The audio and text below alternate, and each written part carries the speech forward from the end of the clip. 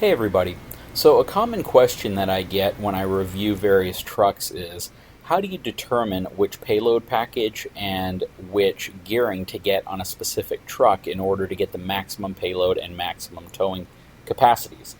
Of course, there's going to be differences across gas engines versus diesel engines, and many differences are some that you can't see from the outside. So what I wanted to do, and I'm going to go through Ford's website because it's the easiest to navigate through to get this information, and I wish the other companies had a similar chart that was as easy to get to, but I want to show you, if you're interested in a Ford Super Duty, I want to show you how you can actually look at that information. So from the Ford website, Ford.com, you simply click on Trucks and Vans, select Super Duty, and then once you go here, you simply click on Specs. Once you get to Specs, this is where you would go to find the tow rating as well as your payload rating of each truck based on the wheelbase, the bed length, whether it's a single rear wheel truck or a dually, or whether it's a diesel or a gas engine, as well as the gear ratios. So if you go to towing, you'll see all your axle ratios listed right here in the second column. Your first column is going to basically let you know whether it's a single rear wheel truck or a dual rear wheel truck. And then your next column is going to be your gross combined weight rating. This is the total weight that your truck and trailer weigh together fully loaded. And then you'll see the breakdown of regular cab, super cab, and crew cab, and all the various configurations of the truck, whether it's a four-wheel drive model F250 or a two-wheel drive model F250 or 350, so on and so forth, all the way up to the F450. Down here, you're going to see your fifth wheel or gooseneck towing capacities. You'll see your, again, single or dual rear wheel, axle ratio, max combined weight rating, and then your cab configurations and vehicle drivetrain configurations.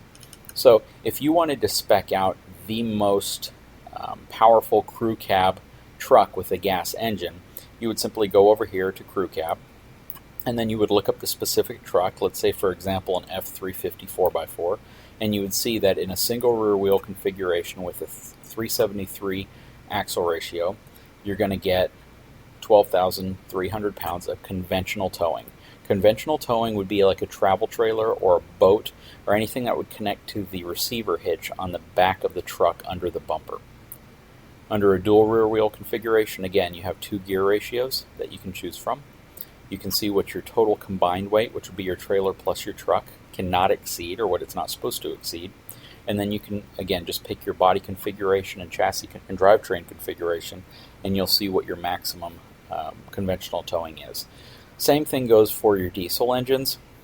You can select between your single and dual rear wheel, as well as your truck body configuration, and you can see that if you go to a dual rear wheel truck, you can get all the way up to 21,000 pounds of conventional towing. That's massive, and that's industry leading for a light duty pickup, and that's partially in part because they have a 3-inch receiver on the back now. So that is an amazingly high number, and for anybody who's done conventional towing, you realize that 21,000 pounds on a pickup truck is a lot of weight, especially off of the back bumper or underneath under the receiver. Now let's go to fifth wheel and gooseneck because these numbers can get even higher. Again, same setup here, gas or diesel, single or dual rear wheel, axle ratio, combined weight rating. As you can see on an F450, which is this bottom column right here, you can see it goes all the way up to 41,800 pounds. That is half the weight of a semi-tractor trailer. And actually 40,000 pounds would be half the weight, so 41,800 would be slightly above that. With a 430 geared F450, which is the only configuration you can get that in a pickup truck, you'll see you have a maximum fifth wheel or gooseneck towing capacity of 32,500 pounds. If you go to an F350, same body configuration, crew cab, four-wheel drive, you'll see that it's 31,300 pounds. And that is actually 100 pounds higher than my 2016 F450. So an F350 with a 410 gearing, such as the Platinum that I reviewed, the black Platinum Dually, actually has a 31,300 pound fifth wheel gooseneck towing capacity, and that's pretty amazing. If you get it in a two-wheel drive variant, it actually goes up several hundred pounds to 31,700 pounds. And that is also pretty amazing. Now, the other thing to keep in mind, though, is you have this little asterisk down here. If you're going to be using a fifth wheel hitch, you have to remember that the fifth wheel hitch itself is going to be rated to a maximum of 27,500 pounds. The gooseneck hitch would be rated up to 32,500, but again, you have to make sure that the hitch itself is rated at that much weight. So you can have a truck capable of it, but if your hitch is only rated at 19,000 pounds, or if your gooseneck ball is only rated at 22,000 pounds, of course you don't want to exceed that, because you could cause that particular component to fail, and you would have a lot of problems at that point. Now I'm going to move on to the payload selector. So your payload package selector is basically a way for you to check out which payload package you can get with various models of trucks. So as you can see, it's broken down by the body style right here, as far as single rear wheel and drive versus dual rear wheel and the drive. Also, up at the top here, you have your cab configurations, whether it's regular, super cab, or crew cab.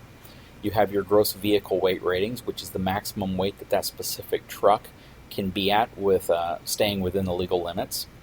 And if you go down, you can specifically say, if I'm looking at, let's say, a F350 single rear wheel 4x4 truck, and I opt for the 11,500 pound gross vehicle weight rating of that particular truck, and I want it in a crew cab configuration, I can see that I can get the truck with a 4,400 pound payload package.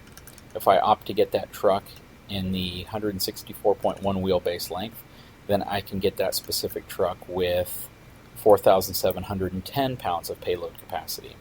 Now, if I go to a dually, you'll see that your dually trucks are going to have significantly higher payload capacity.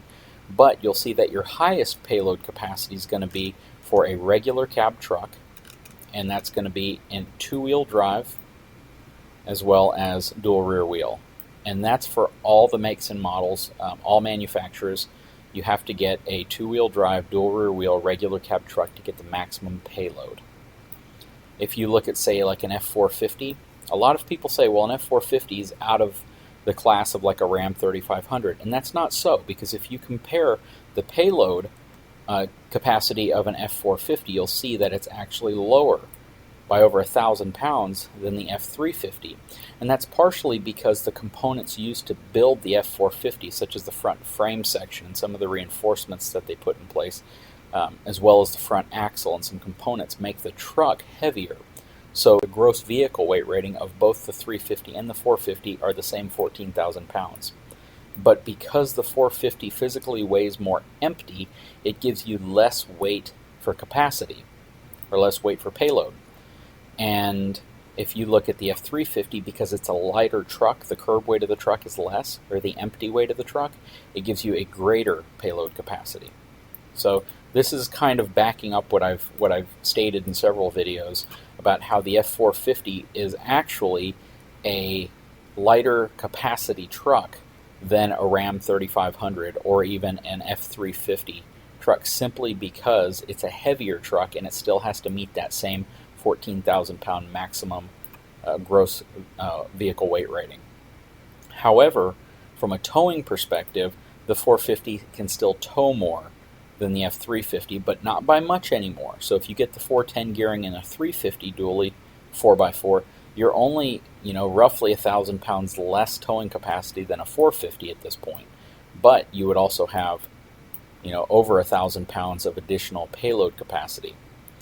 Either of these trucks could easily haul your typical camper in the back, but a lot of people have stated that Ford recommends, if you're going to be hauling a camper in the back of your bed, that you opt for the 350 dual rear wheel truck, simply because it does have the higher payload capacity.